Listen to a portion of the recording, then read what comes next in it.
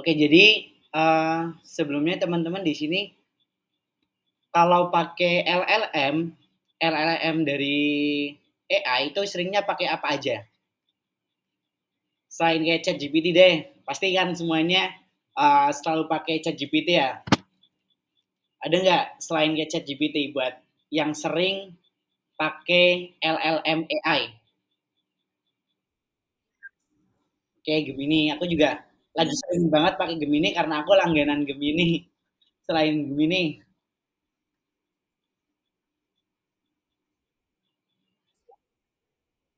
oh Claude, Claude buat apa Mas biasanya Mas?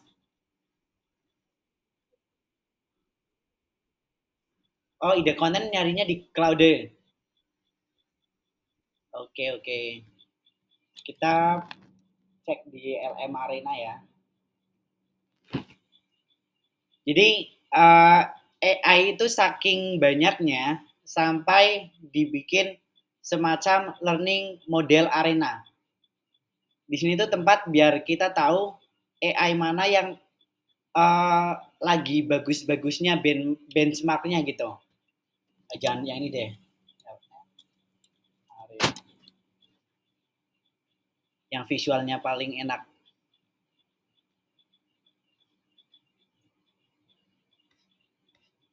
Aku biasanya lihat di LLM.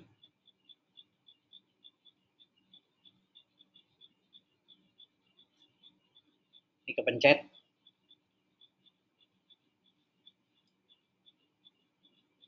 Mungkin teman-teman yang belum tahu kayak LLM tuh ada apa aja sih. Nah, LLM ini biasa digunain buat AI yang bisa munculin teks LLM, language model, large language model LLM. Nah, buat uh, learning model yang open source dengan arena tertinggi dengan benchmark tertinggi itu di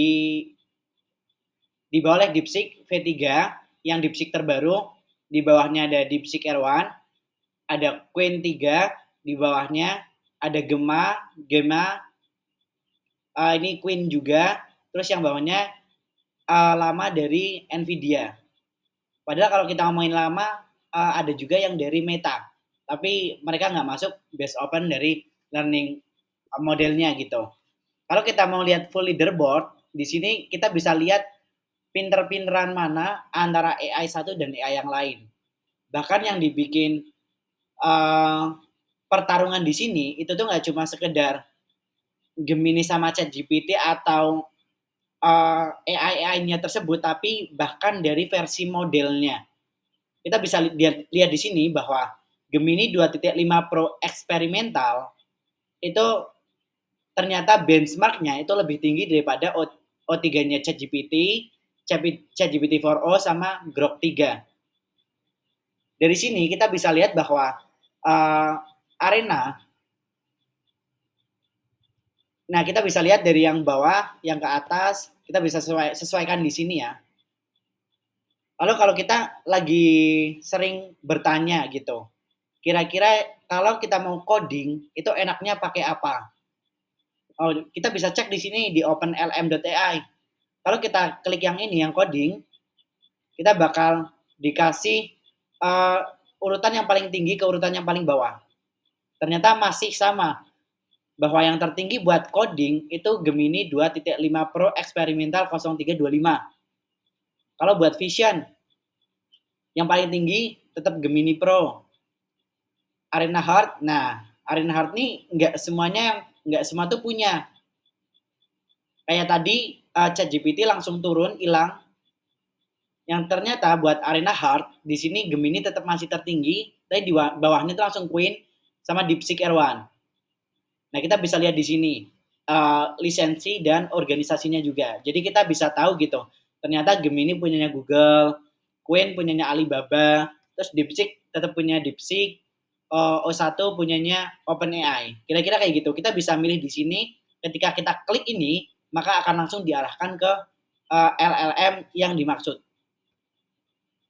Nah, kalau kita balikin lagi, ke setelan awal, maka akan kayak gini, O3 ada di bawah Gemini. Jadi ini tuh benchmark rata-rata dari hitungan semua ini.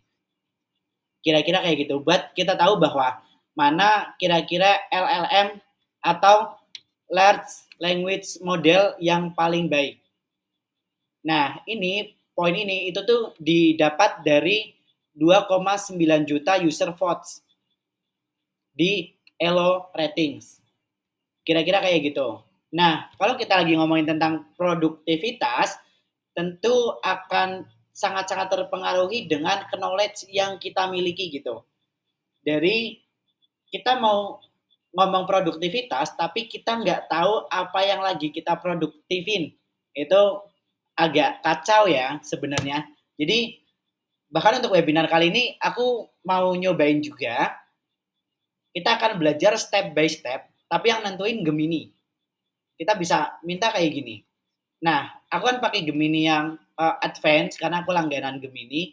Jadi aku bisa dapat Gemini Pro eksperimental yang tugas rumit, deep research buat ngedapetin riset mendalam, sama personalization.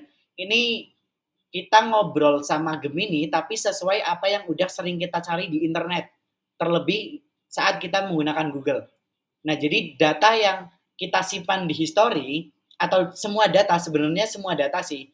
Kalau kita ngomongin data privacy, Gemini melanggar banyak privacy. Tapi mau gimana lagi, kita numpang di sana, ketika data kita ditaruh di sana, kita cuma bisa percaya sama kebijakan privasi yang dimiliki oleh mereka. Balik lagi, itu cuma sekedar entitas kepercayaan, karena sebenarnya AI ini semuanya itu pasti melanggar hak privasi. Itu pasti, karena untuk melatih model mereka agar lebih memahami usernya atau lebih memahami kita. Nanti juga aku bakal sedikit nyoba tentang di sini ada VO2 buat editing video. Tapi kita fokus buat gimana caranya biar kita bisa produktif menggunakan AI. Aku bisa minta Gemini di sini kita pakai yang penalaran aja ya, karena ini cuma cukup dinalar, bukan tugas yang rumit. Jadi ketika kita menggunakan AI, itu pastiin juga model yang kita gunakan tuh sesuai sama apa yang kita perlukan. Di sini aku ingin kamu membuatkan materi webinar produktif bareng AI dan cara optimalisasinya dalam kurun waktu materi 1 jam. Buatkan bab dan subbabnya. Nah, yang paling penting ketika kita prompting, kita tahu apa yang kita inginkan. Jangan sampai di kepala kita tuh ada banyak perintah, tapi yang kita tuangin dikit. Semakin banyak perintah yang bisa kita tuangkan ke dalam sini, maka nanti hasilnya akan semakin baik. Oke? Nah, ini aku mau nyontoin dulu ya. Ini prompting yang nggak terlalu bagus. Nanti aku tunjukin prompting yang lebih bagus. Aku ingin kamu membuatkan materi webinar produktif bareng AI dan cara optimalisasinya. Dalam kurun waktu materi 1 jam, buatkan bab-bab dan subbabnya. Nanti dia bakalan bikin. Nah, kalau kita ngomongin tentang rumus prompting, itu kepake buat semua lini, semua AI. Tapi kita nyari yang paling bagus tuh AI apa. Jadi dia bikinin outline materi webinar, total waktu 60 menit. Ada pengantar, ada selamat datang, apa itu produktivitas with AI. Mereka bikinin sampai poin yang 6.3, sesi tanya jawab. Dia bisa bantu gitu, dia bisa rangkumin, jadi orang-orang yang sebenarnya nggak ahli itu bisa terlihat ahli ketika dia menggunakan AI dengan baik. Contoh, mungkin aja sebenarnya tuh aku nggak paham tentang AI for productivity. Aku cuma sok tahu aja. Tapi dengan cara aku kayak gini, aku bisa tahu bahwa apa aja yang perlu aku omongin. Nah, ini kenapa aku ngomongin, ini cara jalanan, karena nggak perlu kita dapetin di dunia formal, kita bisa ngedapetin sesuatu yang sama bagusnya, sama baiknya, sama yang didapetin sama dunia formal, bahkan lebih terbarukan, bahkan lebih baru sama bootcamp-bootcamp yang ada di, luaran sana. Karena di luaran sana itu ada materi-materi yang, ada namanya ketentuan-ketentuan yang harus terpenuhi saat membuat materi gitu. Nah, ini outline yang diberikan dengan prompting yang nggak terlalu bagus. Nah, aku udah nyiapin ini nih, The Anatomy of One o satu Prompt. Ini yang bikin itu si Sam Altman. Kalau kita nanya Sam Altman siapa di sini contoh. Nah, jadi ketika ada yang ngomong bahwa AI itu bikin bodoh, sebenarnya aku pengen tanya gimana cara dia pakai AI. Karena seharusnya ketika seseorang menggunakan AI dengan benar, seharusnya dia akan lebih pintar karena apapun pertanyaan di kepala dia itu bisa terjawab oleh AI. Itu yang pertama. Tapi nomor duanya, kita harus meriset lebih dalam apakah jawaban yang AI berikan itu benar atau enggak. Karena bisa aja jawaban yang AI berikan itu salah. Aku bisa nanya di sini, siapakah Sam Altman? Sam Altman.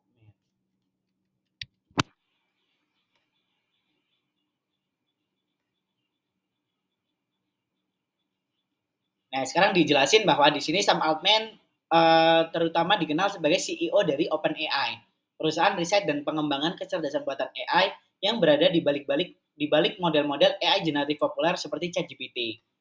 Nah, jadi ini juga langsung nyari ya our structure dari OpenAI dan Sam Altman di Wikipedia. Nah, kenapa kita berpatokan kepada Sam Altman yang ngomong bahwa ini adalah anatomi dari pembuatan prompting yang baik. Prompting yang baik itu berisi dari 4 hal. Yang pertama dari goal, ada return format, ada warning, dan konteks dump-nya. Ini contoh. The Anatomy of 101 Prompt. Ini kenapa O1? Karena ini tuh nama model dari ChatGPT yang sebenarnya anatomi ini bisa dipakai di semua AI. Ketika kita pingin dari seorang prompt writer yang bagus. Goalnya di sini. I want a list of the best medium length hikes weights to hours of San Francisco. Jadi dia pingin naik gunung dengan jalan trekking yang seenggaknya sedang-sedang susah, enak buat pemula. Terus di sini suasananya tuh sejuk, adventure-nya unik. Nah, goal-nya tuh cuma ini, tapi ada penjelasan di bawahnya tentang return formatnya. For each hike, return the name of the hike as a find of all terrain. Jadi dia pingin ketika si AI ini ngasih jalan kemana dia harus melewati ketika dia ingin ke gunung yang ada di San Francisco. Nah, di sini ada return formatnya. Nah, nggak lupa ada warningnya juga. Be careful to make sure that the name of trail is correct. Perhatikan bahwa jalan yang kamu rekomendasikan itu benar-benar jalan. Jangan sampai jalan yang kamu rekomendasikan itu jalan yang nggak ada atau kamu ngarang. Nah, warning ini bisa ngebantu kita agar AI-nya itu nggak halu kejauhan. Jadi kita kasih warning. Lalu ada konteks dump-nya. Untuk gampangnya, ketika kita ingin membuat prompting yang bagus, kita bisa pakai anatomi ini dengan cara kita copy gambar ini, copy image, lalu kita masukin ke Geminiku. Gemini tadi, aku bakal percakapan baru ya. Kita tadi udah lihat gimana uh, hasil dari AI ketika aku nyuruh dia bikin materi untuk webinar AI for Productivity. Nah, tapi aku pingin bikin prompt dengan cara yang lain. Aku paste gambar yang tadi, terus aku jelasin. BTW ini aku nggak ngetik, tapi ini aku pakai fitur suara. Dari gambar yang sudah ada, di situ tertera tentang bagaimana sebuah prompting. Biasa kalau pakai fitur suara emang ada typo, tapi it's okay. Seenggaknya nggak nulis full tentang sebuah prompting yang bagus dan benar. Dan aku ingin kamu membuatkan materi untuk webinar AI for Productivity. Bagaimana cara menggunakan AI untuk membantu produktivitas kita sesuai dengan rumus yang ada di gambar. Jadi, sebelum kamu membuatkan isi dari materi webinarnya, aku ingin kamu membuatkan dulu prompt berbahasa Indonesia.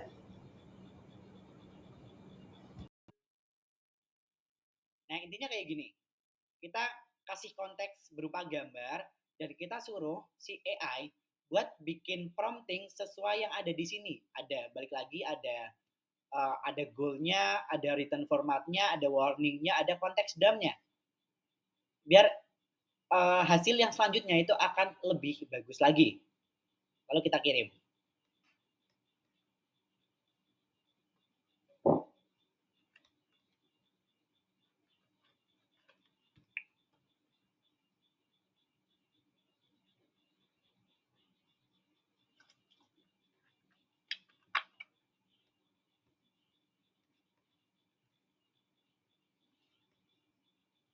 Oke. Oke, kalau kayak gini berarti dia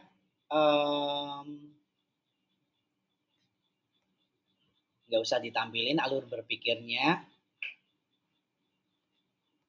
Goal berikan 5 ide praktis tentang bagaimana seorang profesional pemasaran di digital di Jakarta dapat menggunakan AI generatif untuk meningkatkan efisiensi dan efektivitas tugas harian mereka. Nah, kan kita jadi punya prompting yang dimana di situ berisi tentang goal, tentang return format, tentang warning, dan tentang konteks dumnya. Tapi kan ini nggak sesuai sama webinar kita malam ini. Aku minta, aku ingin kamu menyesuaikan prompting selanjutnya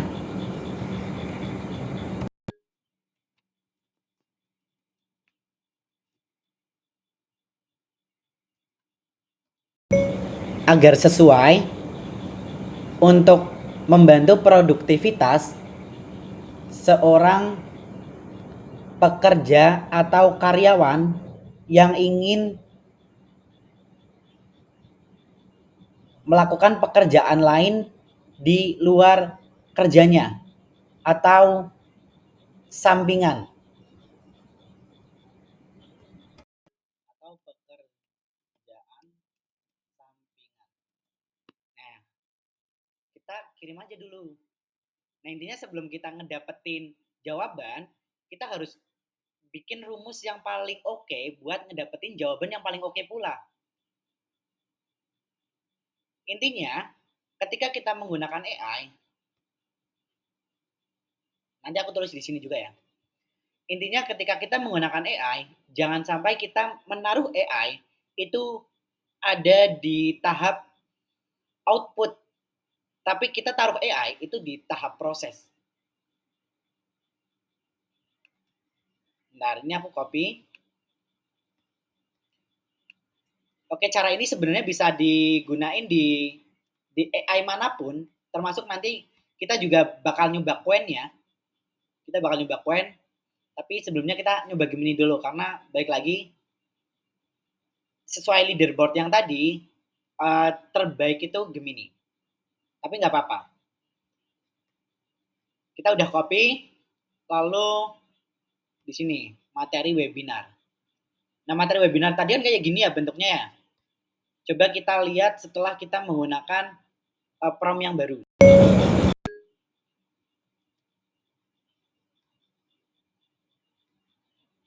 Oke, kita rapiin dikit.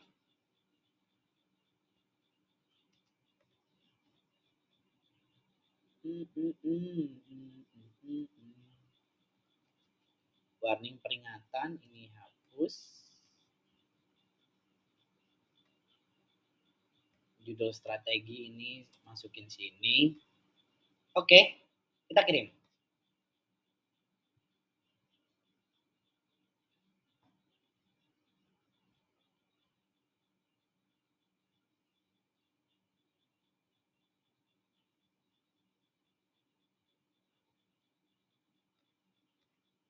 Oh, karena tadi kita nggak bikin tulisan tentang webinarnya. Nah, ini 5 strategi konkret. Berikan materi webinar. Nah, ini bakal beda lagi nih.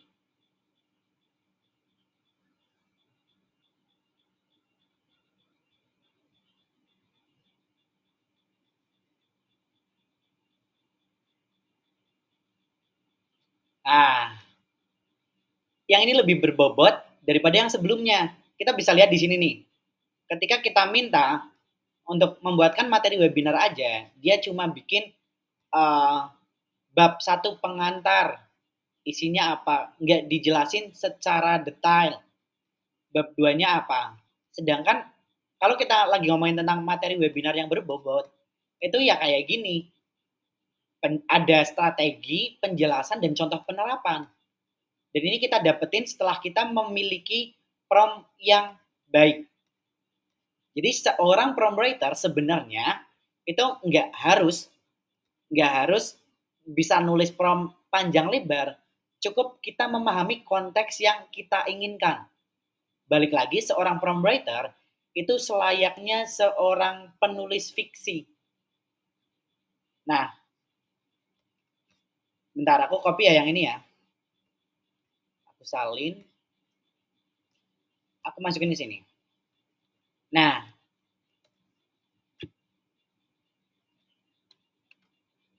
aku juga bakalan bikin poin-poin di mana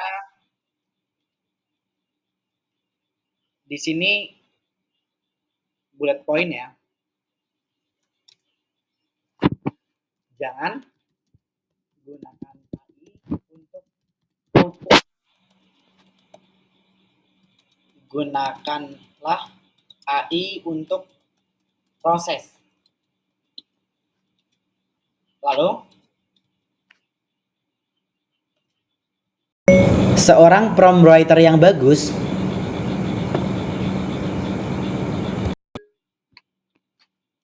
prompt writer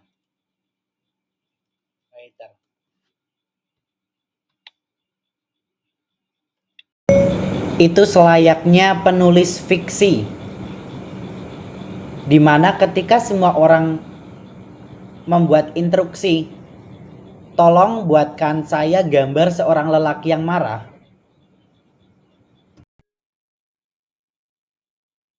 Nah, ini instruksi yang digunakan oleh sebagian besar orang.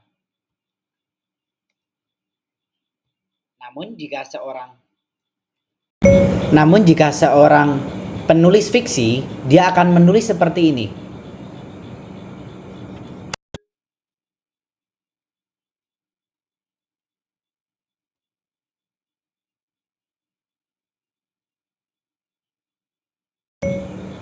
Buatkan aku seorang gambar. Kebalik. Gambar seorang lelaki yang marah terlihat dari raut mukanya, warna muka yang merah, mata terlihat melotot, dengan tangan yang mengepal. Nah, jadi gini, bahwa prompting yang bagus itu adalah prompting yang detail. Aku kasih warna,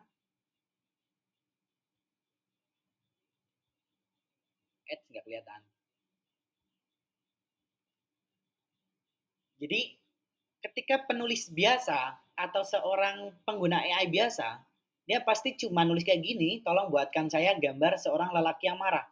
Padahal seharusnya ketika kita menulis prompting, buatkan aku gambar seorang lelaki yang marah terlihat dari raut mukanya, warna mukanya, ini koma, warna muka yang merah, mata terlihat melotot dengan tangan yang mengepal.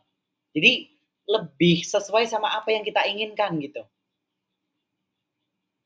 Nah, ini kita lagi ngomongin prompting sesuai apa yang Sam Altman katakan tentang anatomi dari sebuah prompt. Padahal sebenarnya ketika kita ngomongin prompting itu nggak ada yang benar, nggak ada yang salah, tapi adanya itu bagus dan yang lebih bagus. Kita bisa bikin uh, yang lebih bagus tanpa menggunakan anatomi ini. Salah satunya menggunakan tools dari AI prompt generator. Ada banyak banget AI prompt generator yang bisa kita coba.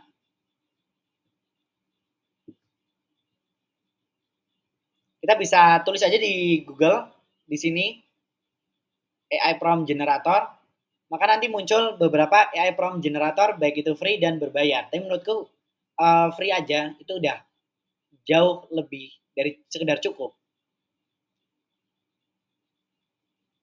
Aku tadi udah nyoba ini sama ini dan menurutku oke, tapi mari kita coba yang lain biar kita punya perbandingan nih. Websitenya namanya Neural Writer Prompt Tool.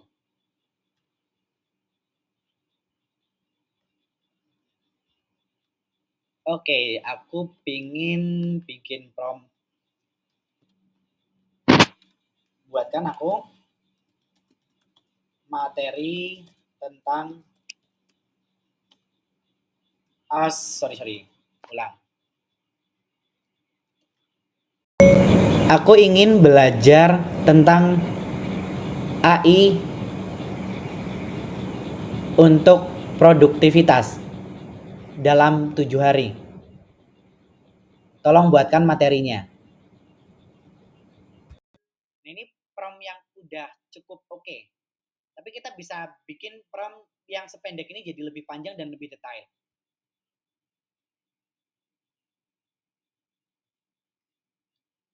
Ini pakai bahasa Inggris. Um, Kayaknya yang ini kurang oke. Kita cari tools yang lain. Karena jadinya bahasa Inggris, padahal awalnya pakai bahasa Indonesia, harusnya tetap muncul bahasa Indonesia. Aku pakai yang ini lagi coba. Yang ini namanya originality.ai. Pokoknya di dunia digital tuh jangan takut buat nyoba. Tapi jangan jangan sampai karena kita nyoba-nyoba kita masukin data-data yang uh, privasi gitu.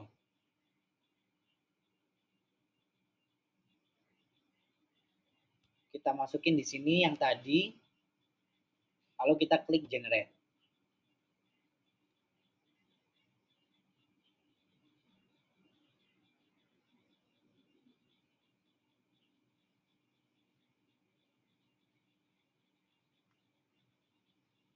Oke, kita nah di sini muncul. Nah, ini jauh lebih panjang nih dari hari ke harinya. Tapi nggak apa-apa, kita copy karena ini lebih panjang, ini lebih bagus daripada yang tadi. Meskipun bahasa Inggris ya, kita copy. Kita sekarang nggak usah pakai Gemini deh. Kita pakai Qwen. Ubah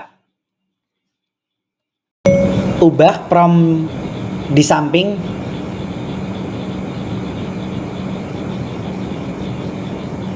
menjadi bahasa Indonesia.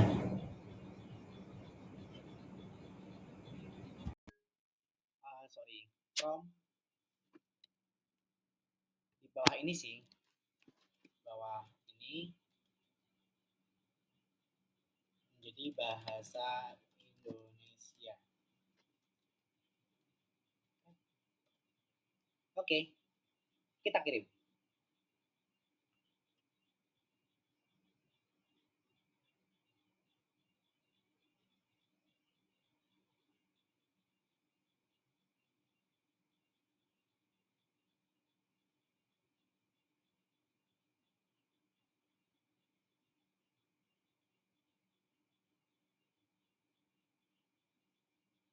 Oke, udah muncul ya.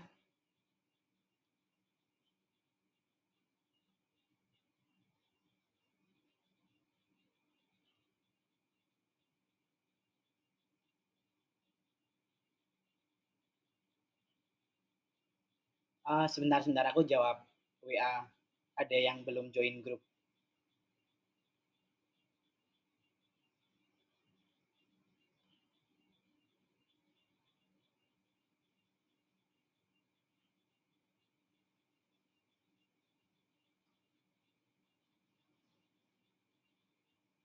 Oke, jadi tadi ya, yang bentuknya nggak rapi kayak gini, jadi lebih rapi lagi dan berbahasa Indonesia. Judul 7 rencana belajar 7 hari tentang AI untuk produktivitas. Nah, kenapa balik lagi kenapa aku nulis di pamfletku itu versi jalanan karena pendetailan tentang apa itu AI, tentang alur kerjanya itu nanti teman-teman detailin sendiri dengan cara-cara seperti ini. Aku ngebuka jalan buat teman-teman bisa memahami di titik ini gitu. Oke, aku copy ini. Sampai format aku copy, aku bikin new chat. Kenapa harus new chat? Biar dia ngelupain chattingan-chattingan sebelumnya. Yap, masukin sini.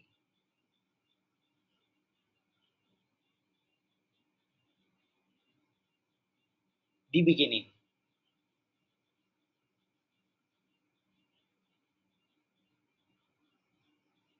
Ada sumber belajarnya juga tuh, sumber belajar awal. What is Artificial Intelligence dari IBM? Introduction to AI dari Andrew Ng di YouTube. Coursera, AI for Everyone. Tuh masih, ini masih hari keempat. Kita selesai, biar dia selesai dulu. Aku mau nunjukin apa bedanya yang versi versi biasa, Quen yang biasa sama yang nanti kalau kita klik thinking sama search-nya. Ini teman-teman bakal paham.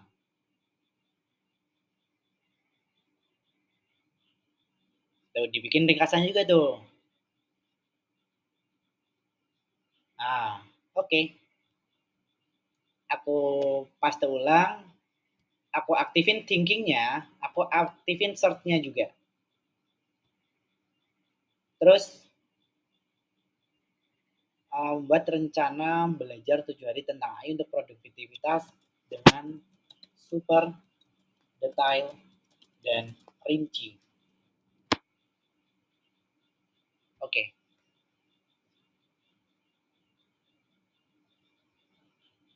Nah, dia tuh mikir dulu, dia ngobrol sama dirinya sendiri. Jadi ini bukan hasil, ini tuh thinking. Nah, AI yang baik itu AI yang nampilin thinkingnya. Karena ketika AI nggak nampilin dia berpikir apa, takutnya itu disalahgunakan sama si AI sendiri. Karena balik lagi AI nggak 100% benar.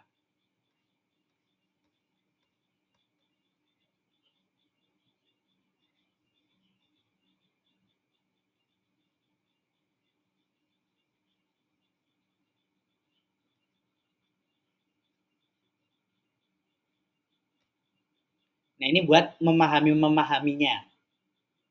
Kita bisa minta lebih detail lagi, lebih detail terus sampai kita benar-benar muak belajar AI.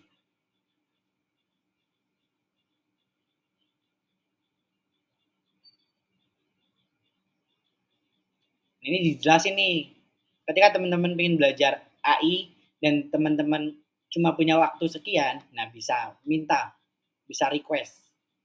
Ini jauh lebih panjang nih daripada yang sebelumnya.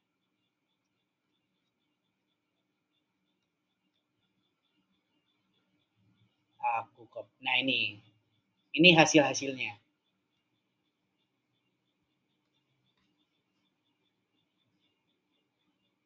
Dia dapetin info-info dari website. Tapi balik lagi Quen kurang oke okay kalau kita ngomongin deep research. Search ini kurang oke. Okay. Nah, balik lagi kenapa aku pakainya Gemini. Kita bakal coba percakapan baru. Aku bakalan cek yang Gemini di preset with 25 Pro.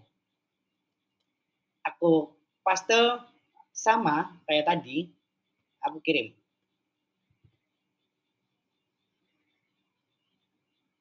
Nah, yang ini agak lama. Nanti kita tinggal ngobrol dulu.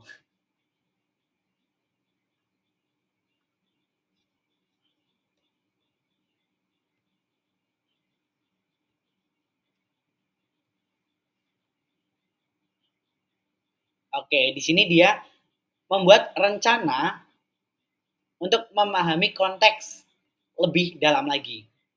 Lihat. Nah, kalau udah kita klik mulai penelitian. Kenapa mulai penelitian? Karena dia benar-benar meneliti sampai benar-benar deep deh pokoknya. Nanti kita lihat ya. Kalau di Qwen tadi itu dia berhasil ngedapetin 10 sumber.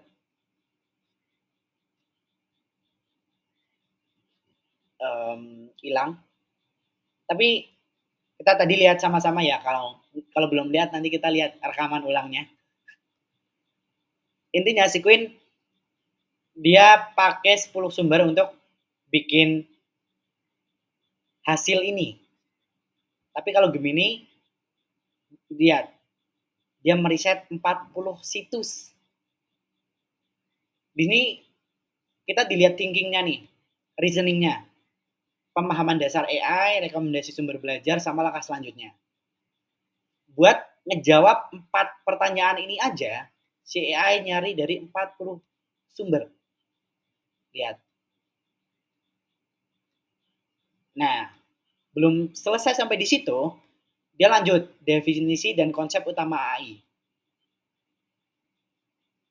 Dia nyari 40 situs lagi, yang tadi 40 di sini untuk menjawab 4 pertanyaan ini dari AI. AI bikin pertanyaan sendiri dan AI berusaha menjawab sendiri. Makanya dia reasoning dan searching dari lebih dari 40 situs lagi. Tuh.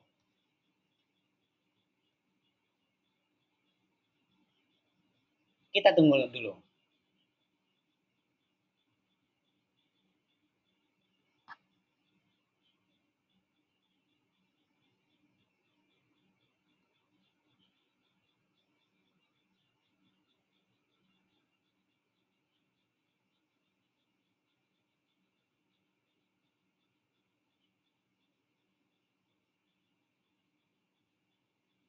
Agak lama emang karena dia benar-benar membaca. Tapi lebih lama lagi kalau kita ngebaca sendiri.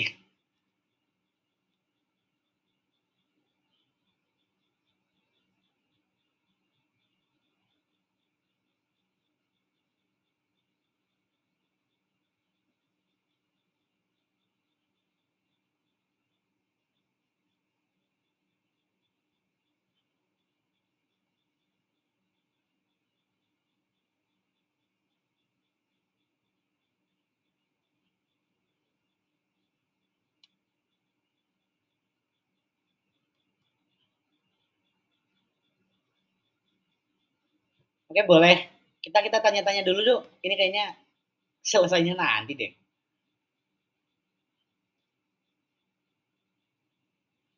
Oh, boleh teman-teman, mari kita bertanya-bertanya dulu. Hentikan presentasi. Habis ini aku lanjut presentasinya lagi. Oke, aku jawab yang ada di pertanyaan dulu. Ini Gemini Advance bayar berapa ya? Bahasanya bisa nggak dibagi? Dibagi bahasanya? Oh, bahannya. Bahannya? Maksud bahannya?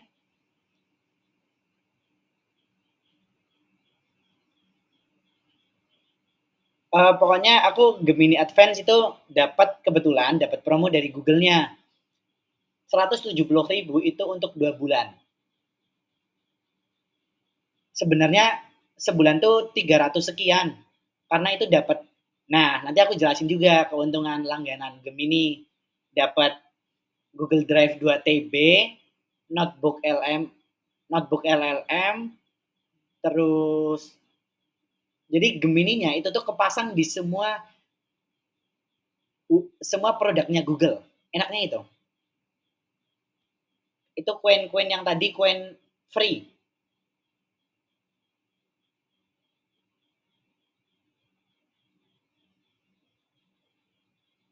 Bang bisa tidak webinar offline biar prakteknya langsung? Boleh, boleh, boleh. Next time ya. Ya minimal 20 orang aja ayo gas. Kalau cuma 2 3 itu privat itu.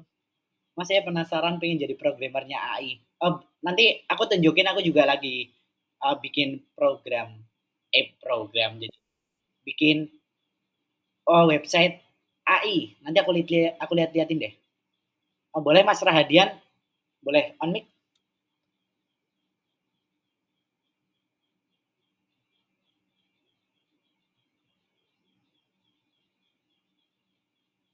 Oh, boleh, boleh, boleh. Di teks ya jadinya ya. Aman, aman. Sambil nunggu Mas Rahadian nulis, boleh? Mbak Dista,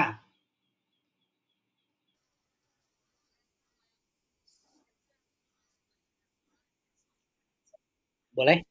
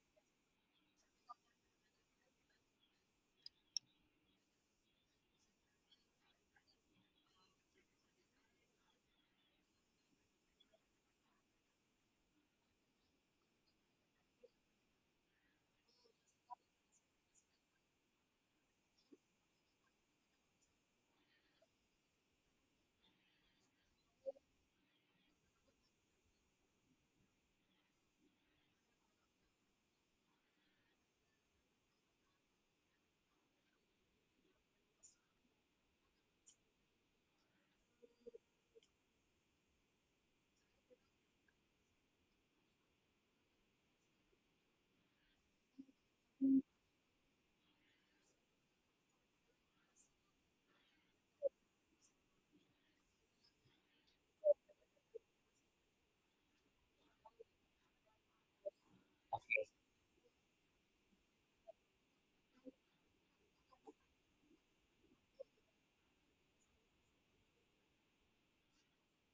Oke, ini pertanyaan yang bagus banget. Kita lagi ngomongin data privacy di era digitalisasi kayak gini, apalagi nanti bakal ada blockchain. BTW, ini aku ngomong apa adanya. Ini benar-benar yang terjadi di dunia kita gitu. Balik lagi, aku suka ngomong frontal apa adanya karena aku nontonnya Timothy. Mungkin teman-teman tahu Timothy, tahu gaya bicaranya kayak apa. Nah, aku terinfluence sama dia. Balik lagi ke pertanyaan itu, uh, sebenarnya gini, sehati-hatinya kita selama kita masih di Indonesia data kita nggak aman. Itu yang pertama, karena mungkin bukan kita yang nyebarin data kita, tapi orang lain yang nyebarin dengan senang hatinya. Contoh, get kontak. Get kontak itu memperbolehkan, ketika aku pakai get kontak aku memperbolehkan get kontak untuk mengakses data, nomor, dan namanya. Itu udah bocor. Padahal kita nggak tahu, kita bahkan tidak mengizinkan itu terjadi. Lalu yang kedua, uh, kita tahu pemerintah kita kayak apa berapa kali itu, entah itu dari perusahaan negeri, BUMN, ataupun yang swasta. Data-data kita yang kena. Jadi selama kalau kita ngomongin tentang privacy data, kita berusaha sebaik mungkin agar data penting kita, data privasi kita nggak kesebar. Kita usahakan semaksimal mungkin. Apakah ada caranya? Nggak ada. Itu insting. Gimana cara agar nggak terumbar seterumbar itu. Karena negara kita negara open source. Bahkan data-data, coba aja cek di Google. Foto KTP, foto KK, kita bisa lihat sebanyak apa KTP orang yang terumbar di sana, kakak orang yang terumbar di sana. Padahal bukan kita yang naruh. Kan, kan jahatnya di situ ya. Gitu. Jadi dan apakah akan hilang? Nope, nggak akan. nggak akan hilang. Jejak digital nggak akan hilang. Bahkan, ini for your information buat teman-teman, ketika kita menyimpan suatu data di HP kita, di device kita, kita klik hapus, itu sebenarnya nggak hapus. Itu tetap ada, cuma numpuk. Makanya HP-HP tua itu nge-lag padahal filenya dikit. Karena sebenarnya filenya nggak dikit, cuma namanya yang dihilangkan, alamatnya yang dihilangkan, lokasi, bentuknya itu masih ada. Nah, kalau ngomongin dapat dari mana, aku udah ngomong tadi bahwa AI rata-rata dan kebanyakan yang melanggar, padahal kita udah berusaha sebaik mungkin, tapi bagaimana lagi? Gitu. Itu buat jawabannya, Mbak. Aku mau ngomong dengan cara A, B, C, D, E buat uh, ngejamin data kita aman, no, nggak ada yang terjamin. Satu-satunya cara biar data kita aman dan terjamin, jadilah kaya raya dan ngehapus data yang ada di pusat. Itu yang dilakuin sama Konglo.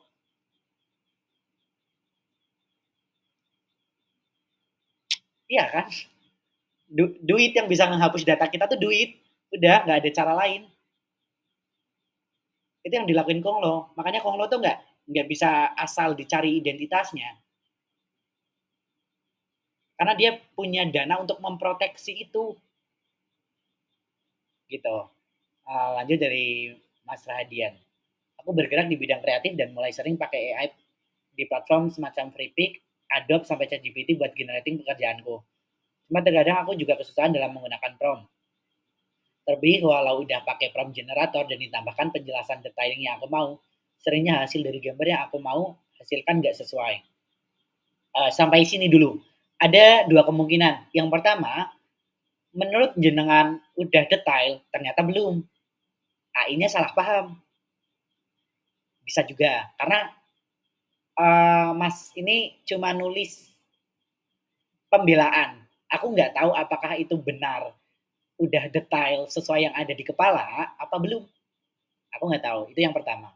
Yang kedua, bisa aja karena AI-nya yang belum sebagus itu. AI yang dipakai belum sebagus itu. Jadi AI menalar itu menggunakan data bukan dari pengalaman. AI di titik ini belum memiliki pengalaman, tapi dia membaca data. Makanya kemarin ada waktu awal-awal ada AI gambar, AI generate gambar, itu orang-orang tuh bikin nyuruh AI buat ngegambar atau bikin foto tentang wine, tahu wine ya yang buat mabok. Jadi promptingnya itu buatkan aku segelas gambar segelas wine, tapi gelasnya penuh.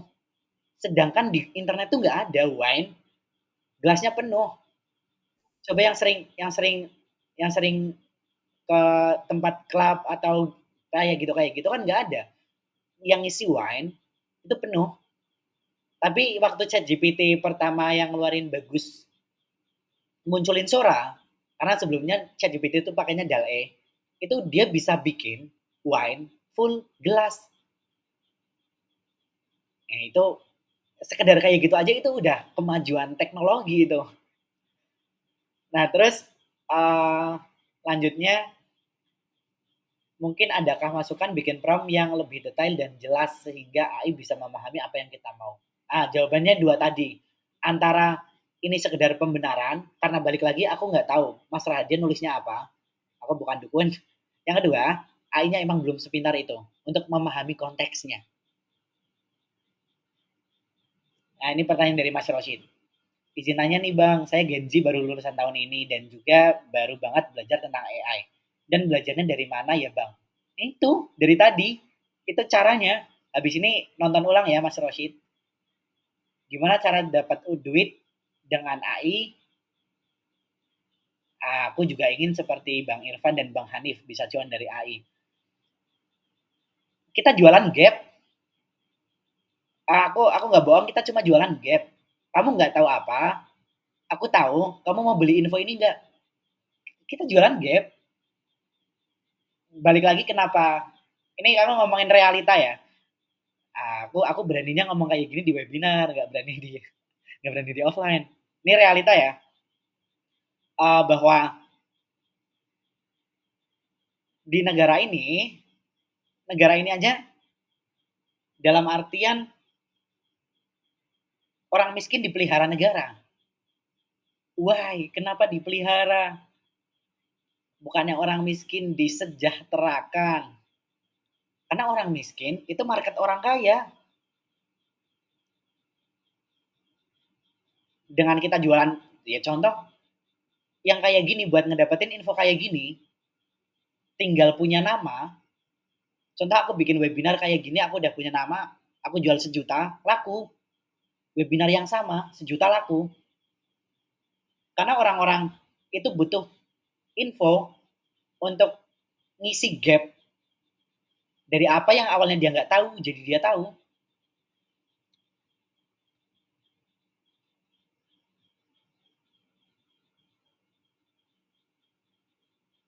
Nah, terus kalau ngomongin tentang maksimalin ngamanin data ya, iya tapi aku udah ya terserah lah. Yang penting yang penting aku nggak ngelakuin hal buruk udah itu aja. Karena ini contoh ya, ini contoh realita deh. Kita udah sebaik mungkin, udah sealim mungkin. Tiba-tiba muka kita dibikin deepfake, jadi gambar porn. Bisa apa kita? Bahkan data itu bakal ada abadi juga. Mengerikan. Memang. Jadi ya berusaha sebaik mungkin bukan di kalau aku ya, ini bukan bukan harus diiyain semua orang. Ini kalau aku dengan cara nggak merugikan orang lain. Mana kalau aku ngelakuin hal buruk dan itu nggak merugikan orang lain, tuh nggak akan ada orang yang peduli. Tapi kita baik nih, kita bagus, tapi kita merugikan orang lain. Kita dicari kesalahannya. Ya hukum hukum dunia.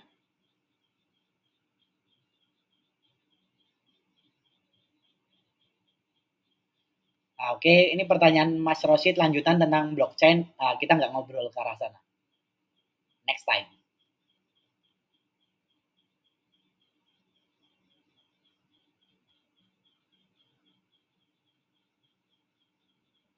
Mas untuk data-data yang dihapus itu apakah beneran kehapus? Nope, nggak ada data-data yang kehapus, nggak ada. Semuanya tersimpan di riwayat, makanya hati-hati. Ketika kita pingin, contoh bikin analisa data atau apa, nah kita ganti data-data pentingnya, kita hapus data-data penting. Kalau nggak hapus, kita gantilah. Contoh, um, analisa performa karyawan di perusahaan. Nah itu kan ada nama-nama beneran tuh. Nah nama-nama beneran ini diganti nama acak aja jadi nama-nama tumbuhan, nama-nama apa gitulah. Yang penting cuma kita yang paham gitu. Ketika data itu kepake dan tersebar, ya orang-orang nggak akan paham. Si mawar sih siapa, si melati siapa, si bunga bangkai siapa gitu kan cuma kita yang tahu. Jadi hal-hal penting itu juga hal penting gitu. Boleh Kak Beatus Lucia silahkan. BTW yang begini. Oke oke lanjut.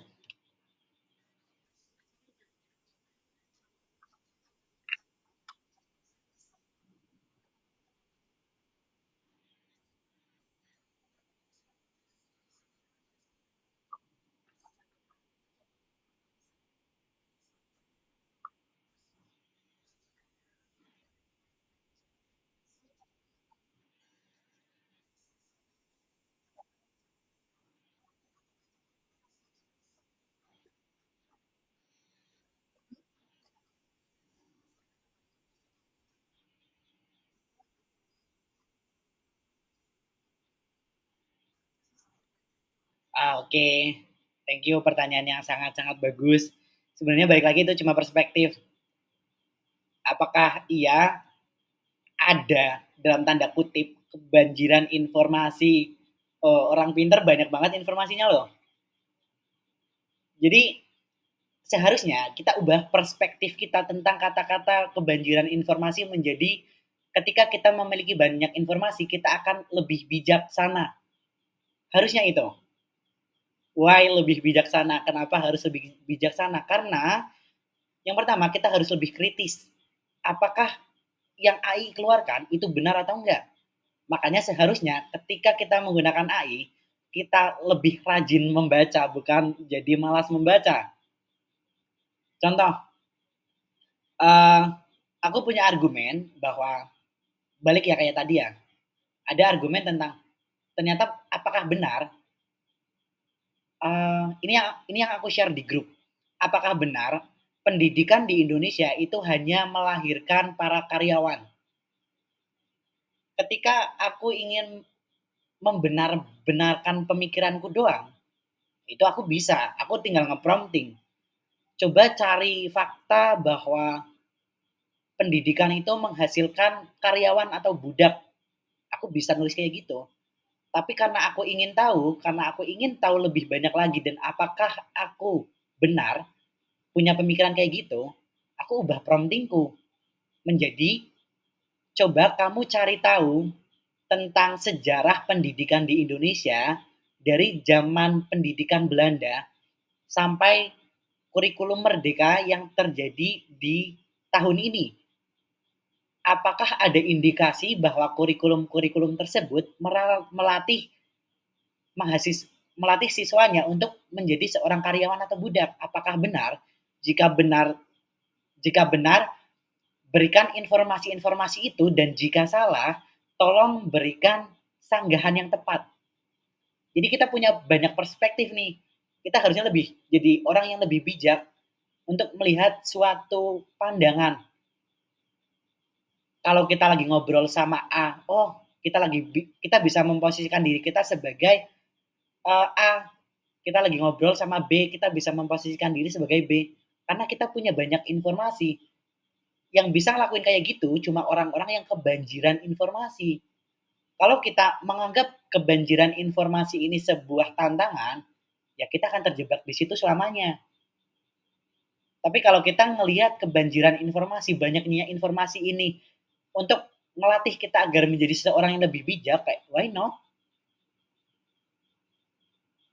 Kita harusnya lebih kritis dengan adanya AI, karena ketika kita nggak kritis, kita akan lebih mudah untuk dibodohi. Iya nih, manut-manut aja kayak pengikutnya Walid. Karena orang-orang yang ngikutin Walid udah nganggep bahwa Walid itu orang paling benar, sumber paling kredibel.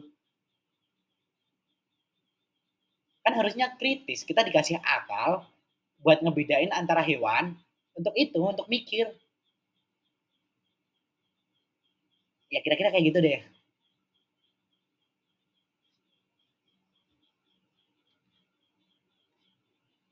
Gemininya belum selesai riset.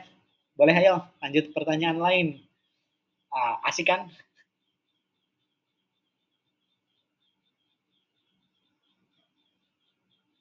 Boleh ayo ngobrol-ngobrol aja sambil nunggu ini Gemininya belum selesai. Dia udah ngeriset 158 situs. Gila.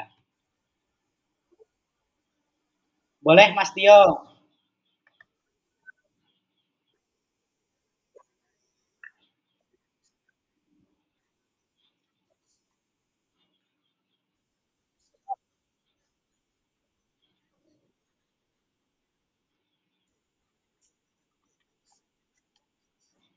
Betul.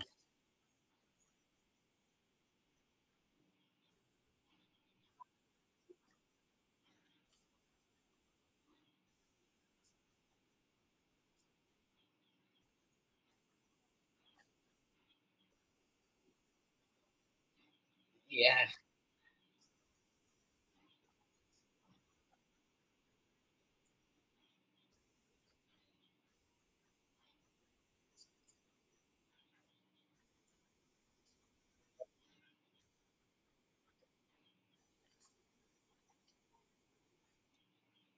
Uh,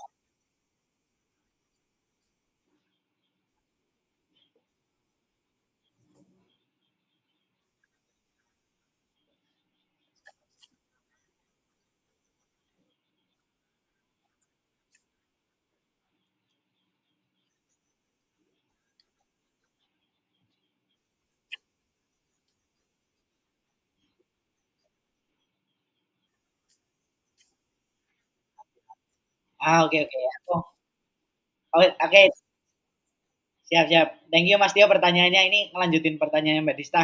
Ini bagus banget, aku jadi keinget, 1 hal. Satu, ini mungkin bukan satu-satunya cara ya, tapi ini salah satu cara yang efektif ketika kita ingin mengamankan data kita dari AI yang bias dan dunia digital yang bias ini, kita pakai yang open source. Kita install di komputer sendiri, kita install di laptop kita sendiri atau device kita sendiri. Jadi kita ngobrol sama lokal, sama AI lokal, sama yang ada di, bahkan kita bisa pakai AI itu tanpa internet. Makanya ada namanya open source. Itu bisa kita download, bisa kita install selayaknya kita menggunakan Zoom, selayaknya kita menggunakan Google Meet. Itu semacam jadi aplikasi. Nah, iya benar. Cara-cara yang digunain oleh perusahaan-perusahaan besar atau ya elemen yang paham bahwa data mereka penting itu rata-rata ya mereka punya server sendiri, dikelola sendiri, bukan server numpang di Google, di hosting-hosting, bukan, tapi mereka punya server sendiri, mereka mengelola data di servernya mereka sendiri, jadi itu aman, nggak keluar, karena nggak pakai internet. Nah, ya cara cara yang tadi Mbak Dista, ini salah satu cara yang bisa dilakuin ya. Ini Mas Tio juga, kita ngejalanin AI itu di lokal.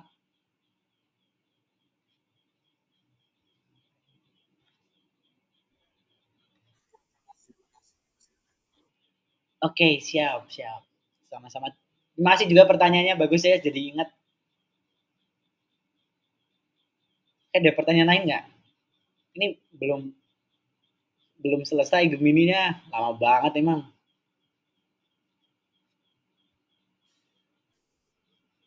Boleh, Mas Hasan?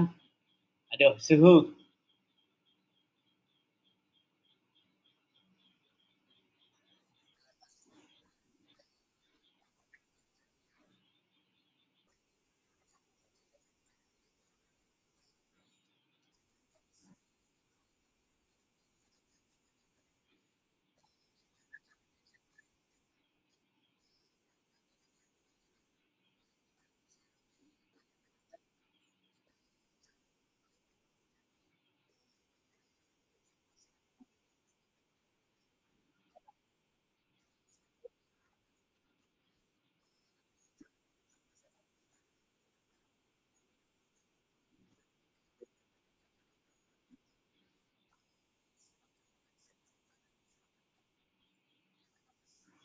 Oke, jadi pertanyaan pertama tentang bagaimana cara agar kita nggak ketergantungan. Aku mau tanya balik, kenapa jangan ketergantungan?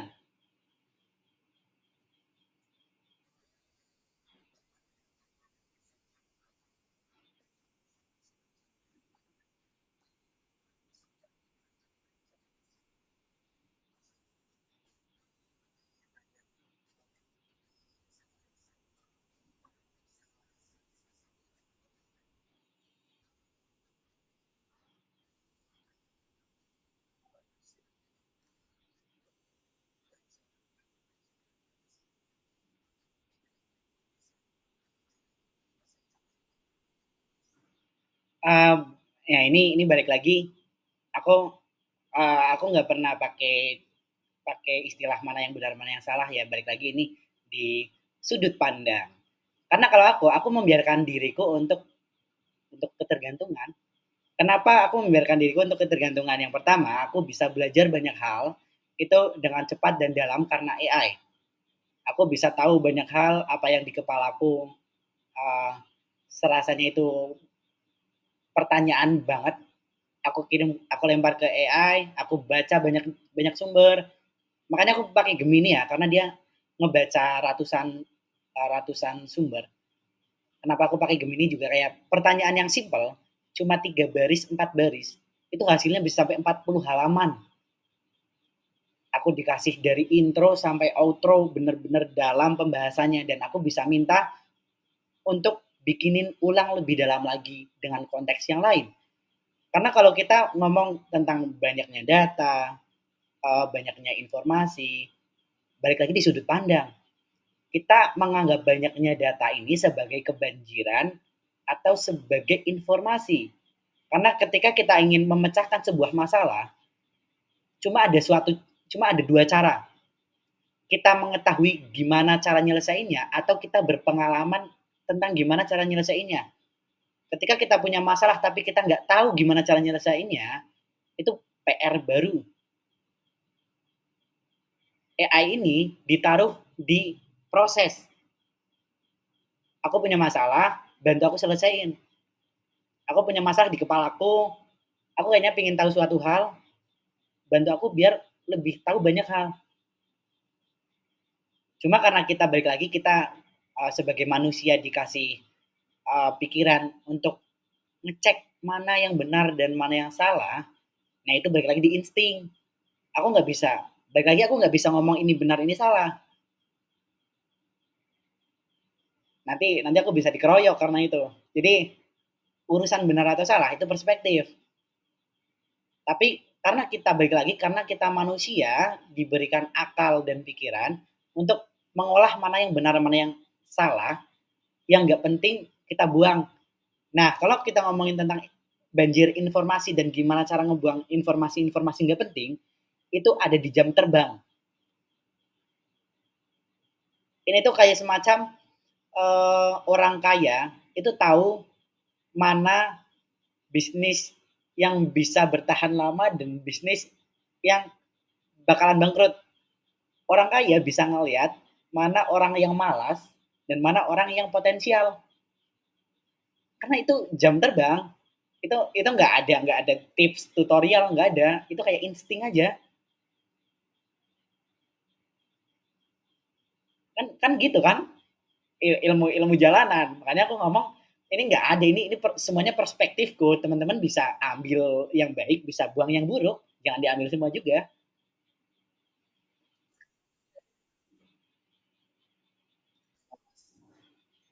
Oke, gitu ya Mas. Oke, oke boleh, Mbak Dista.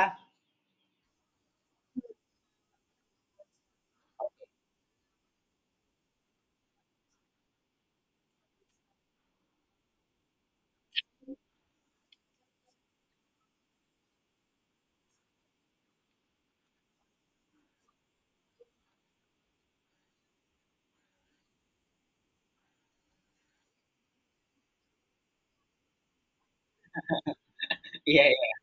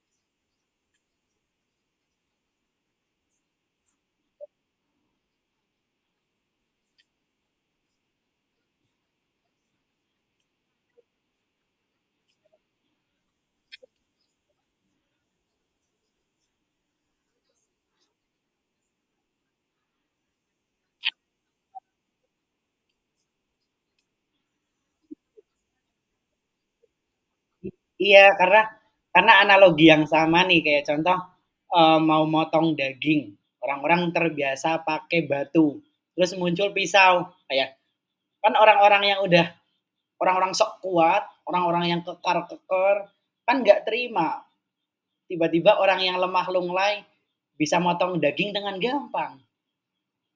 "Oh, masa masa motong pakai pisau, motong pakai batu lah," gitu-gitu loh. Sama aja. Makanya mau sampai kapan kita pakai batu itu untuk memotong daging? Mau sampai kapan kita pakai searching ala Google dan kita membenarkan itu karena itu sudah terbiasa daripada kita menggunakan AI. Kayak aneh aja menurutku. Kenapa kenapa kenapa harus ada kenapa kita harus membatasi di titik itu,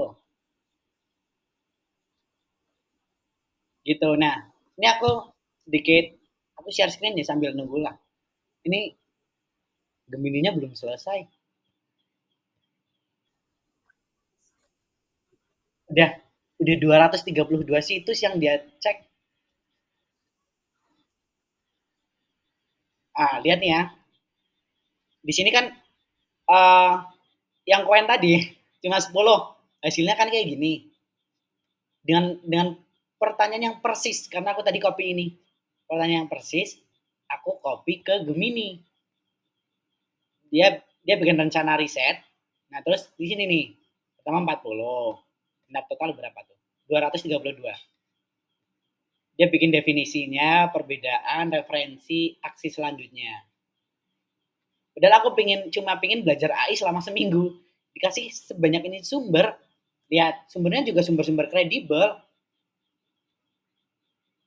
Get Guru, Revoyu, di Alphard, AWS Amazon, terus IBM, Online Binus, LPKIA, Apple, Lindi AI, Intel,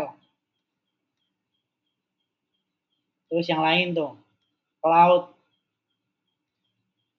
Pintu, ini jurnal-jurnal, e-jurnal BSI, Binus,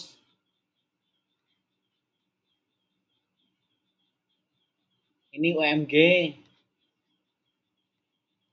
Nah, buat lanjut lagi nih, dia nyari pemahaman tentang machine learning, contoh proyek, sama langkah berikutnya. Yang dicari sumber-sumber kayak gini. Lihat, 40 lagi. Pertanyaan selanjutnya, platform dan alat AI populer.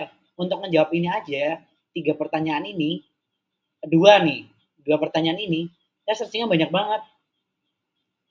Kalau kita menganggap kebanjiran informasi itu sebuah hal yang negatif ya, kita nggak akan pakai ini gitu. Lihat, ini belum selesai. Nah, etis tentang AI, privasi juga dia dia cari. Berpikir kritis tentang bias. Nah, ini nanti jurnal. Hasil ini aku share di grup deh. Lihat. Ini belum selesai, dia masih masih ngeriset, gila. Kita kita tunggu ya. Kita ngobrol lagi deh.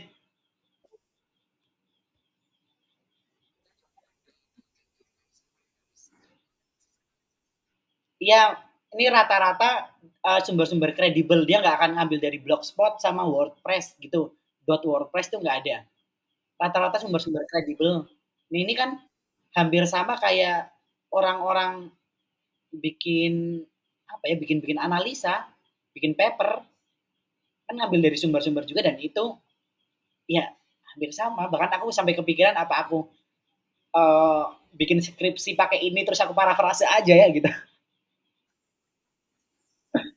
Karena hasilnya semuanya ya fakta, tinggal dibaca ulang mana yang kan kita balik lagi ya pakai pemikiran kita ya, mana yang sekiranya benar atau enggak. Ya Mas Iqbal, tadi ngomongin LLM-nya.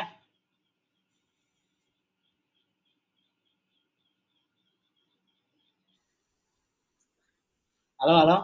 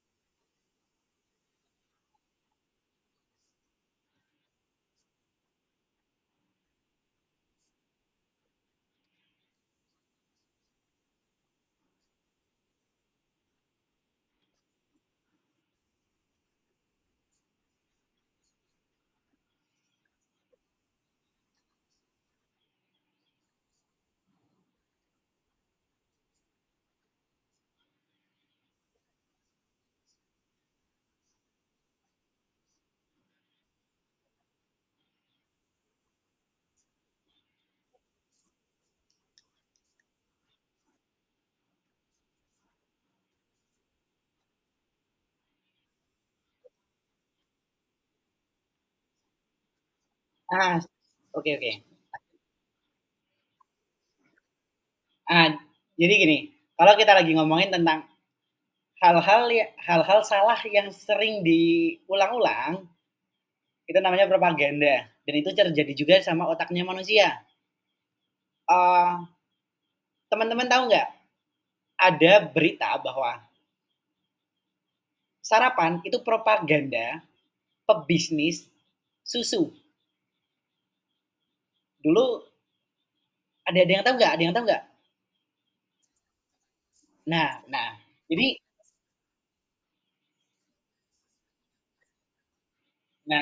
jadi ini ini entah benar atau enggak ya, tapi manusia juga bisa salah untuk memahami sebuah konteks karena terbiasa mendengar bahwa itu hal yang benar. Ini asumsinya balik lagi tuh kayak Walid. Aku bisa nyontohin Walid buat banyak hal sebenarnya.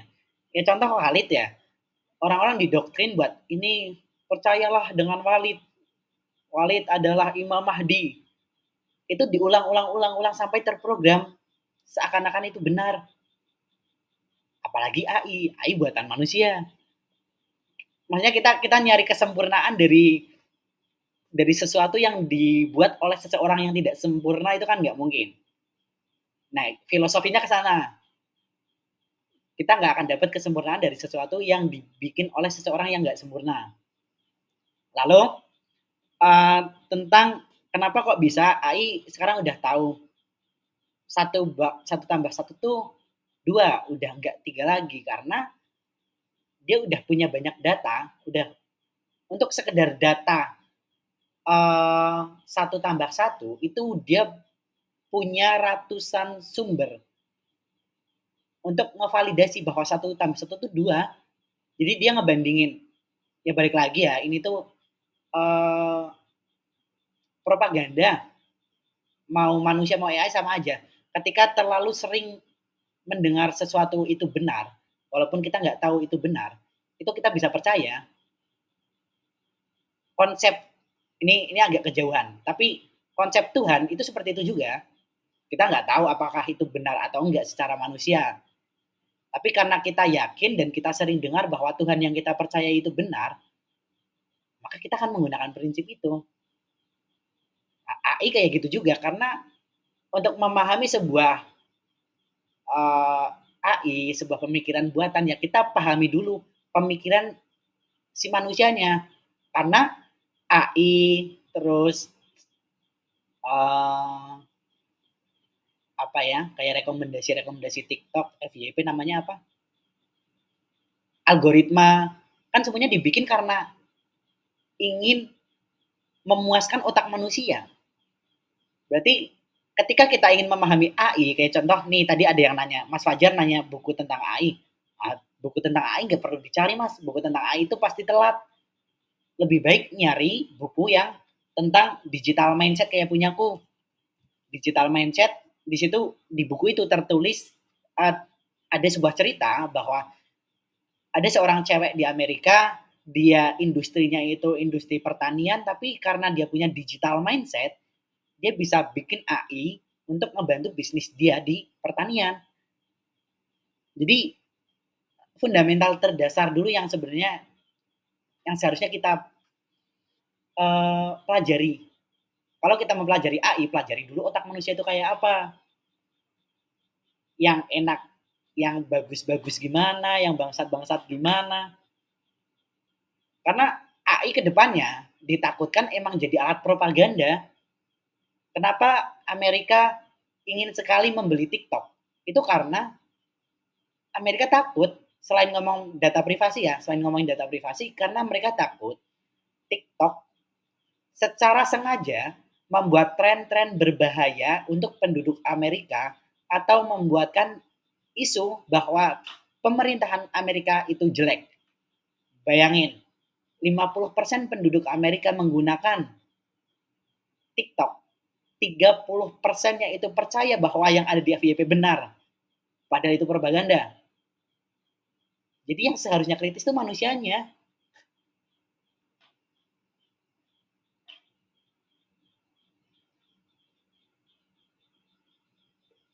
Poinnya itu. Kita lanjut yang Gemini tadi ya. Oke Mas Tio, kita lanjut yang Gemini dulu mumpung. Nah, udah. Jadi gini, oh, sorry belum aku share screen. Habis ini Mas Tio.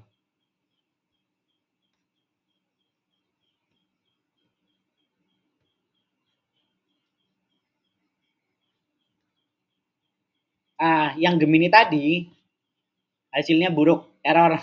Saya hanya model bahasa. Ini seharusnya muncul ya, tapi karena dia tuh ngeriset lebih dari 323 jurnal. Ini mah sebenarnya tinggal diulang lagi, nanti jawabannya benar. Tapi ya udahlah.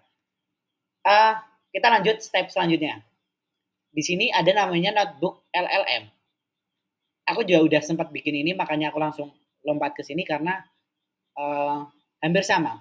Tapi di sini aku bikin 58 sumber AI untuk meningkatkan produktivitas kerja. Kan di sini ada 58 sumber ya, aku bisa nambah. Di sini saya merasa penasaran. Kita bisa klik saya merasa penasaran, maka nanti akan dicarikan topik-topik tentang AI untuk meningkatkan produktivitas kerja. Enggak jelek. Emang paling enak tulis. Temukan, terus di sini jangan AI for productivity. Karena aku udah nulis itu di sini. Sejarah AI. Kirim. Ini gilanya notebook LLM. Ini aku juga udah bikin kontennya dan aku udah share di grup. Nah, jadi 68 di sini sumbernya. Semakin banyak sumber-sumber yang kita masukin, semakin banyak ide yang kita masukin, sumbernya kan semakin banyak lagi itu. Jurnal-jurnal juga masuk nih. Undiksa. Gitu-gitulah. Kita bisa ngobrol sama dokumen-dokumen yang udah ada di sini. Mulai mengetik.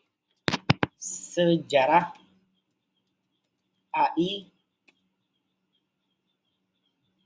dari awal. Nah, jadi dia cuma bisa ngejawab dari dokumen-dokumen yang ada di sini doang. Dia nggak jawab dari sumber-sumber lain. Ini paling cocok ketika kita masukin dokumen ini, itu tuh dokumen-dokumen, contoh dokumen dari dosen, atau dari guru, atau dari atasan, dokumen bisnis gitu. Kita masukin sini, tapi ingat nama-namanya diganti. Masukin di sini terus kita tanya, revenue bulan ini berapa ya? Dengan data yang ada di sini, yang ada di kiri sini, performa terbaik itu siapa ya? Si Bunga Tulip kah? Atau Kamboja gitu-gitu loh. Nah ini kan akhirnya dijawab nih. Oh dia ngejawab ini dengan sumber nomor 10. Kita bisa cek. Oh benar ya di sini nomor 10. Aku klik larinya ke sumber gitu-gitu. Dan bisa juga bikin mind map. Lihat. Nah di sini kan topik utamanya adalah pemanfaatan AI. Ketika aku klik ini muncul. Kita jadinya bisa belajar sesuai urutan. Ketika kita ingin pemanfaatan AI berarti kita harus paham jenis-jenis AI dulu dong, ya kan? Ketika kita klik yang ini, tap, muncul lagi. Oh, ternyata jenis AI itu ada dua. Ada Artificial Narrow Intelligence, ANI, sama Artificial General Intelligence, atau AGI. ANI apaan sih? Klik. Oh, ternyata ANI juga disebut Weak AI. Dan ANI itu fokus pada satu tugas. Contohnya ada asisten suara, pengenalan wajah, mobil otonom, dan diagnosa kanker. Oh, itu ANI namanya. Kalau AGI apa sih? Klik, muncul. Berfungsi layaknya manusia, memiliki indera seperti manusia, sulit direalisasikan. Karena emang untuk ke arah AGI itu masih lama. AGI yang sempurna ya, itu masih lama. Terus kita udah paham tentang jenis AI. Kasus penggunaan AI itu gimana sih? Banyak banget. Untuk manajemen keuangan pribadi. Ternyata AI bisa digunain untuk manajemen keuangan pribadi. Contohnya apa aja sih? Klik aja. Oh, AI bisa ngebantu mengelola hutang, memprediksi pengeluaran, mengidentifikasi kebocoran keuangan, dan yang lain-lain. Contoh mengelola hutang. Oh, ternyata program AI bisa ngebantu kita di sisi mengelola hutang untuk merencanakan pembayaran hutang, strategi pelunasan, dan mencegah keterlambatan. Bukan AI buat ngebantu utang, bayar utang itu salah. Tapi mengelola bukan membayar. Nah, intinya kayak gitu. Ini di notebook LLM bisa bikinin kayak gini juga. Namanya mind map. Dan bisa juga di sini klik untuk memuat percakapan. Klik muat. Maka nanti dokumen-dokumen yang udah ada di sini itu dibikinin yang namanya podcast. Nanti nanti aku share ya, kayaknya nggak akan kedengeran sih buat teman-teman sih.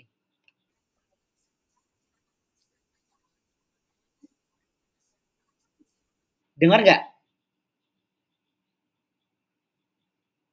Nggak ya? Ah, ini beda lagi. Ini kan aku baru ngegenerate.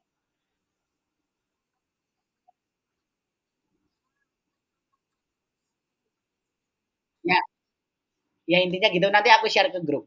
Yang dimana intinya ketika kita bahkan malas membaca, kita difasilitasi oleh AI untuk tetap mengetahui apa yang kita inginkan. Lalu argumen AI bikin bodoh itu sekarang pembenarannya apa? Aku pengen nanya, nggak ada. AI bikin bodoh dari sisi mananya? Itu dari sisi penggunanya itu pasti, bukan dari AI. Betul kan?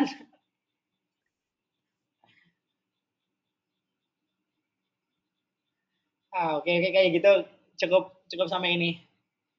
Tapi kira-kira kayak gitu buat ngebantu produktivitas yang intinya di mana untuk hal-hal yang repetitif, hal-hal yang bisa kita cari pakai AI lah.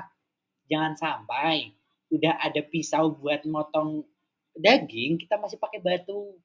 Itu kelamaan. Jadiin AI sebagai tools, jangan sebagai output.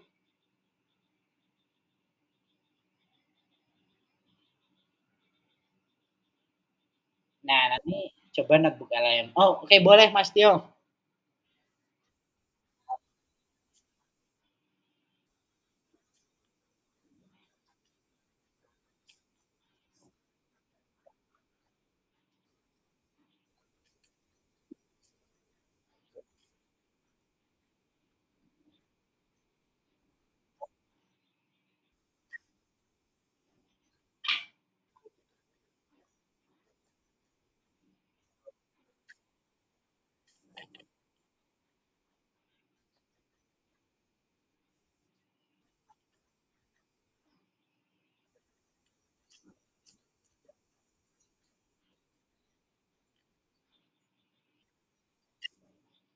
Ah, oke okay, oke okay, oke. Okay. Jadi sebenarnya semua data kita tuh penting. Dari nama, lalu tanggal lahir, nomor rekening, semuanya penting. Tapi balik lagi penting dalam artian yang seperti apa. Foto kita aja penting banget itu data. Semua hal di dunia ini tuh bentuknya data. Semuanya bisa didatakan dari rumput di depan rumah itu juga bisa bisa diolah menjadi sebuah data. Jadi ketika kita ngomongin tentang balik lagi ketika kita ngomongin tentang keamanan, ya semuanya udah terumbar dari zaman internet tanpa harus ada AI. Algoritma udah kita pakai Google aja. Google tahu kita kemana, tahu kita suka apa, tahu kita habis ngapain, tahu kita nyatet apa, tahu kita berhubungan sama siapa, tahu kita email siapa. Mana data yang aman?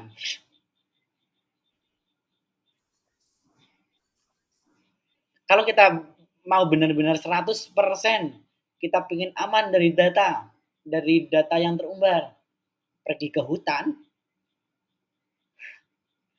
pergi ke hutan dan hidup di sana dengan tenang.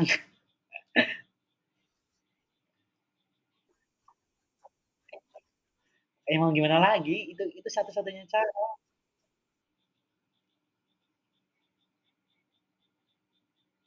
Nah, ini ini aku lanjutin pertanyaan dari Mas Iqbal nih. Tadi Mas Iqbal nanya kayak, ternyata AI pintar ya. AI. Tahu nggak AI pintar tuh udah dari zaman kapan? Dari tahun 1997 ada seorang catur. Nah, balik lagi ya. Ketika kamu ngerasa bahwa banjir informasi itu hal yang menyebalkan, tapi kalau menurutku itu hal yang menyenangkan. Aku jadi tahu ini. AI ada seorang juara dunia catur itu mencoba mengalahkan game catur yang dia juga nggak pernah kalah. Ada di suatu kondisi kayak gini. Ternyata si game catur itu dia kan pakai algoritma. Jadi dia menggunakan pemikiran ketika aku maju pion apa yang akan terjadi 1.000 kemungkinan dia bikin. Jadi dalam satu waktu dia seakan-akan main 1.000 game. Gambarannya kayak gitu. Nah, ada di posisi di mana uh, dia menggunakan atau dia si game ini memikirkan 1.000 cara dan dia tetap kalah. Menurut teman-teman apa yang akan dilakukan sama si gamenya? Ini AI juga nih zaman itu. Nih dia nyoba 1.000 kemungkinan, dia tahu bahwa dia akan kalah. Padahal selama ini dia nggak pernah kalah. Apa yang dilakuin sama game itu? Tebak.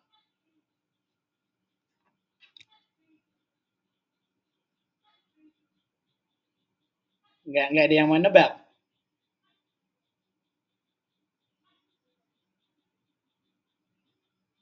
Oke, itu yang menang oke lah. Tapi kita lagi ngomongin waktu itu kenapa apa yang dilakukan sama si AI-nya agar dia nggak kalah. Dia betul nggak gerak lagi. Dia matiin gamenya, dibikin pause. Jadi nggak bisa dilanjut tuh tombol. Jadi nggak ada menang, nggak ada kalah. Si AI-nya tetap menang 100%. Dia punya winner 100%. Gila, di pause. AI di titik itu AI.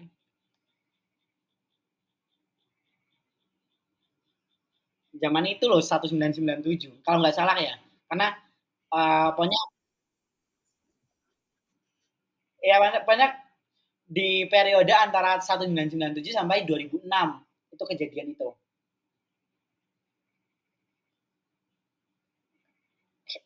Gila, gila banget. Nggak gila gimana dia dia mikirin mikirin opsi plan B. Dia mikirin plan B biar dia nggak kalah. Ini pintar udah dari lama.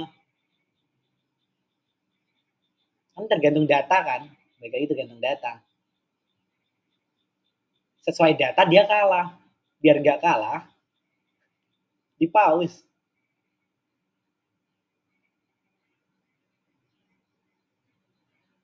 Oke ya, obrolan yang panjang nih. Oke, BTW ada yang ini webinarnya udah selesai ya. BTW ada yang uh, ada yang bayar webinar ini 35.000. Bentar-bentar aku cari. Ih, oh ini settle.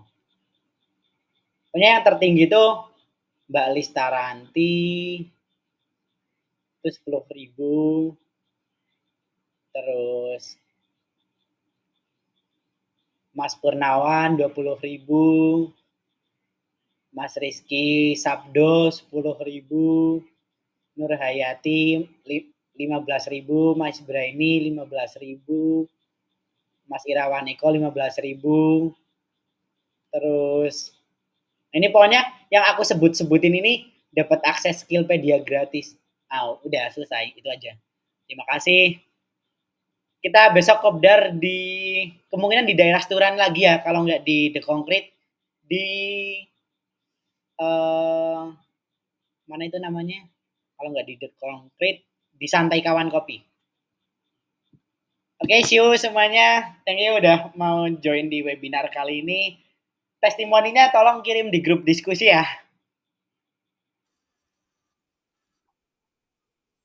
Oke, siap. Thank you semuanya. See you, selamat istirahat.